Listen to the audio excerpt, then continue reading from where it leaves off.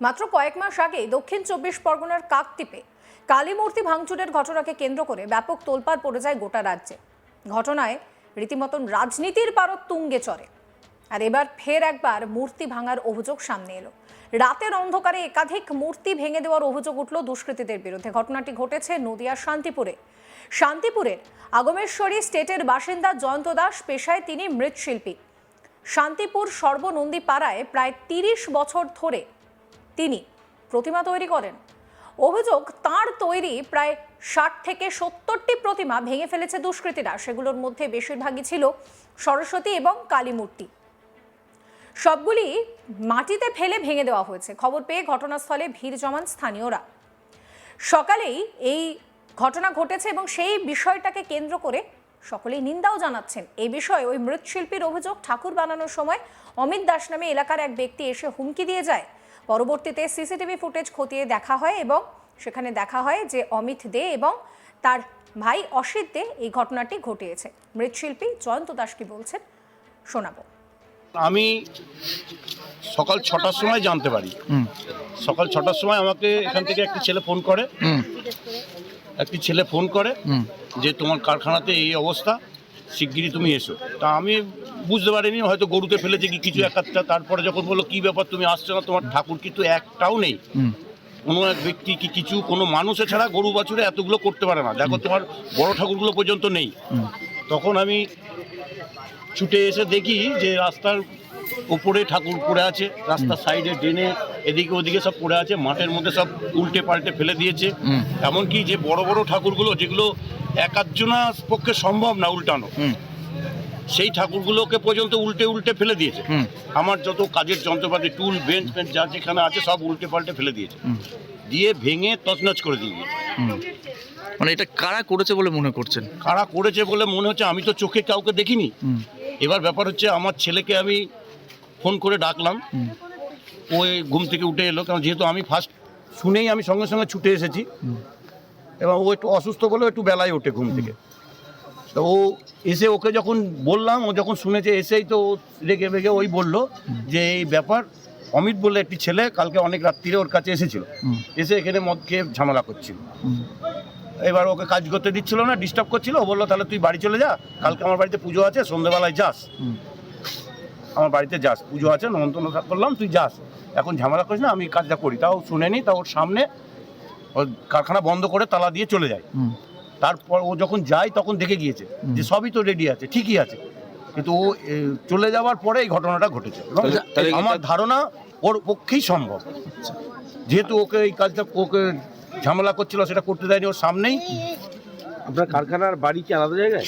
হ্যাঁ, আমার কারখানার বাড়ি আলাদা জায়গা। আমার বাড়ি হচ্ছে আগমেশ্বরী স্ট্রিট, কামারপাড়া।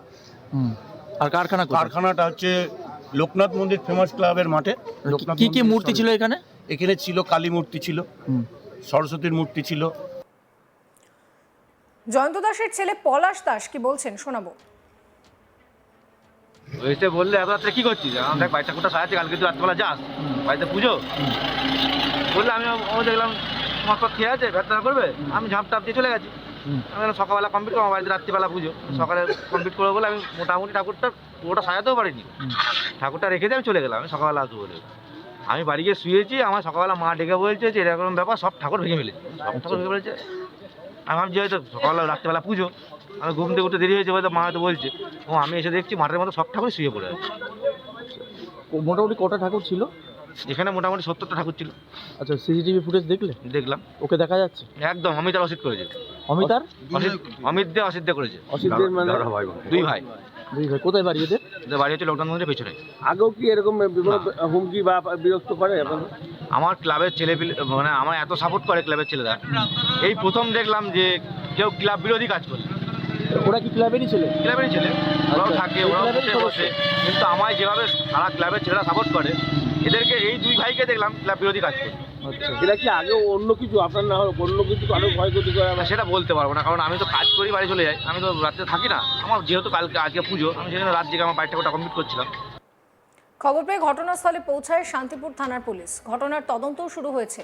অভিযুক্তদের দ্রুত গ্রেফতারির দাবি জানানো হচ্ছে এবং এই ঘটনাকে কেন্দ্র করে রীতিমতো চাঞ্চল্য ছড়িয়েছে। আপনাদেরকে শোনাবো জয়ন্ত দাসের পরিবারের সদস্যা গীতা রানী দাস কি বলছেন। ফোন করলো এই পাড়া থেকে, এসব দেখে থেকে আমাদের ফোন করলো, আমরা ভোরবেলা বিজনামেলে চলে এসেছি। কি দেখলেন এসে? এই সব পড়ে রয়েছে, ভেঙে চুরে পড়ে রয়েছে, দেখে কি আর ভালো লাগে? ঠাকুর অনেক এগিয়ে আসছে পুজো, হ্যাঁ ঠাকুরগুলো কি করে দেবো, এইভাবে তো করাটা উচিত নয়। আপনাদেরই তো কারখানা। হ্যাঁ, কি চাইছেন আপনি?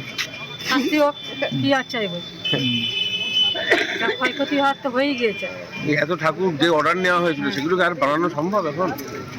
বানানো তো সম্ভব, দিতেই তো হবে। বাইরে দিয়ে মাল না, সব অর্ডারই মাল দিতে তো হবে। এরকম কোনোদিন হয়নি না? না, কোনোদিন হয়নি। আর যার বিরুদ্ধে অভিযোগ সে কি প্রায়শই হুমকি টুমকি দেয় মাঝে মধ্যে? আমরা তো রাত্রে এসে কাজ করে ওখানে ইয়ে করে, ওরা ওদের মতো করে, আমরা ওদের মতো থাকি, ইয়ে করি, কথাবার্তা বলি। বহিরাগত ছেলেরা আসে না? শান্তিপুরের সর্বনন্দী পাড়ায় 30 বছর ধরে প্রতিমা তৈরি করেন যে ব্যক্তি, তাঁরই অভিযোগ যে প্রায় 60 থেকে 70টি প্রতিমা ভেঙে দিয়েছে দুষ্কৃতীরা, যার মধ্যে সরস্বতীর প্রতিমা ছিল, কালীর প্রতিমা ছিল, সবগুলোই মাটিতে ফেলে ভাঙচুর করা হয়েছে। এই বিষয়টাকে কেন্দ্র করে সকলেই নিন্দা জানাচ্ছেন। এই বিষয়ে মৃৎশিল্পীর অভিযোগ, ঠাকুর বানানোর সময় অমিত দাস নামে এলাকার এক ব্যক্তি এসে হুমকি দেয়। পরবর্তীতে সিসিটিভি ফুটেজ খতিয়ে দেখে অমিত দে এবং অসিত দে এই ঘটনা ঘটিয়েছে সেটা জানা যায়। মৃৎশিল্পী জয়ন্ত দাসের কথা আরও একবার শোনাবো। আমি সকাল 6টার সময় জানতে পারি। সকাল 6টার সময় আমাকে এখান থেকে একটি ছেলে